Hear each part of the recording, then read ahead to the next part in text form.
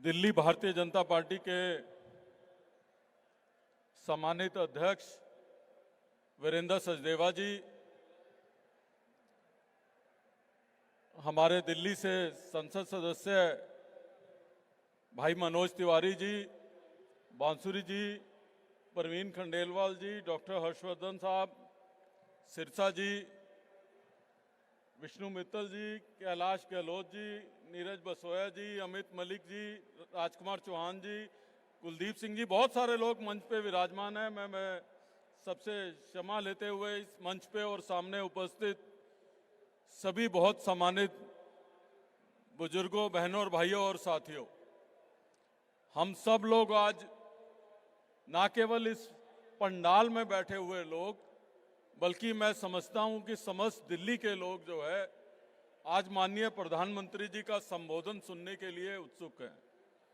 संबोधन सुनने के लिए इसलिए उत्सुक हैं कि इस संबोधन के बाद दिल्ली के लोगों को मुक्ति मिलेगी उस 10 साल के कुशासन के साथ, जिसमें केवल दिल्ली ने सिर्फ खोया ही खोया है। इस संबोधन के बाद दिल्ली दोबारा विकास के पथ पे चलेगी। दिल्ली देश की राजधानी, जिसका स्तर पिछले 11 सालों में ना केवल शहर के रूप में बल्कि लोगों के जीवन के स्तर में जो है गिरा हो, वो दोबारा से अपनी प्रगति के पथ पे चलेगी। इसलिए दिल्ली के लोग और इस पंडाल में बैठे हुए लोग जो है उनके संबोधन को लेकर उत्साहित है।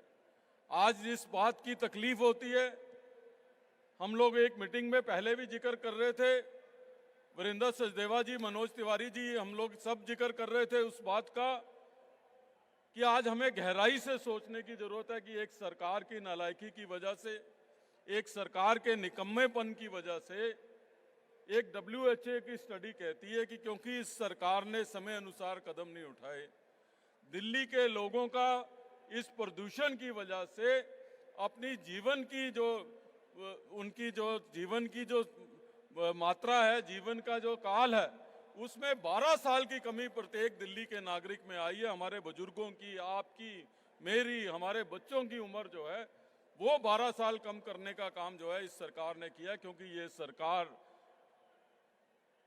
पब्लिक ट्रांसपोर्ट सिस्टम को दुरुस्त नहीं कर पाई। मैं तो खुद ट्रांसपोर्ट मिनिस्टर रहा हूं। 2013 के अंदर दिल्ली में लगभग 6,500-7 हजार बसेस होती थी और 50 लाख लोग जो है ट्रैवल करते थे। उसकी संख्या में जो है भारी मात्रा में कमी आई, जिसको दूर करने की कोशिश इस सरकार ने नहीं करी। सड़कों में गड्ढे की बात खुद केजरीवाल मानते हैं कि जेल से आने के बाद उन्होंने कहा कि दिल्ली की सड़कें टूटी हुई हैं, दिल्ली की सड़कों के ऊपर गड्ढे हैं, तो उन गड्ढों से जो है वो धूल नहीं उड़ेगी तो वो क्या उड़ेगा, और वो प्रदूषण नहीं करेगा तो वो क्या करेगा।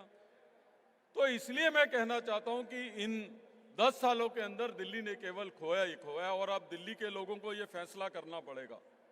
दिल्ली के लोगों को ये फैसला करना पड़ेगा कि 10 साल से हमने केवल एक बात सुनी है, वो ये बात सुनी है कि ये कहते हैं कि हमको LG साहब काम नहीं करने दे रहे, हमको सेंट्रल गवर्नमेंट काम नहीं करने दे रही। जब वो 10 साल से नहीं काम करने दे रहे तो अगले 5 साल तक ये यही बहाना बनाते रहेंगे। इस बात की क्या गारंटी है कि ये अगले आने वाले 5 सालों में काम करेंगे। आज दिल्ली के लोगों को जरूरत है एक ऐसी सरकार की जो सरकार बहाने ना बनाए, जिसके पास ये कहने का ना हो कि मुझे ये काम करने नहीं दे रहा या वो काम नहीं करने दे रहा। नरेंद्र मोदी जी के आशीर्वाद से दिल्ली के अंदर डबल इंजन वाली सरकार बनाइए, और ताकि दिल्ली दोबारा विकास के रास्ते पे चल जाए। इनकी तरह बहाने दिल्ली के लोगों के पास बनाने के लिए ना हो। आज मुझे तकलीफ होती है इस बात के लिए, और जब मैं सोचता हूं तो कभी कभी जो है थरथरा के कांपने भी लगता हूं, और आपके जहन में भी ये बात लेके आना चाहता हूं। ये कोई सामान्य बात नहीं है। आज दिल्ली के लोगों को याद करना चाहिए कोविड का वो समय, कोविड के अंदर हेल्थ फैसिलिटीज जिस तरीके से दिल्ली गवर्नमेंट की चरमरा गई, वो तो सब लोगों को याद है। किस तरीके से सेंट्रल गवर्नमेंट को पैरामिलिट्री फोर्सेस को, आर्म फोर्सेस के कैंप यहाँ पे लगाने पड़े, जिसकी वजह से स्थिति कुछ काबू में आई। लेकिन प्रश्न ये उठता है कि कोई किसी शहर का मुख्यमंत्री हो, उसके शहर के अंदर बाहर सड़कों के ऊपर लोग मर रहे हों, और वो अपने सचिवालय में बैठ के सेम उसी समय शराब की पॉलिसी बनाता हो। बाहर लोग सड़कों के ऊपर मर रहे हों, वो जब सचिवालय से अपने घर जाता है बाहर सड़क पे लोग मर रहे हो और वो आर्किटेक्ट के साथ बैठ के शीश महल का नक्शा डिस्कस कर रहा होता है। कैसे कोई मुख्यमंत्री जो है वो इतना बेरहम और बेशरम हो सकता है कि बाहर लोग मर रहे हो तो वो शराब पॉलिसी और शीश महल बनाने की बात करता हो, और वो भी वो व्यक्ति जो ये कह के आया हो कि मुझे बंगला नहीं चाहिए, मुझे गाड़ी नहीं चाहिए, जिसने एफिडेविट लोगों के ऊपर दिया हो, जिस पार्टी की बुनियाद ही झूठ पे मिली हो।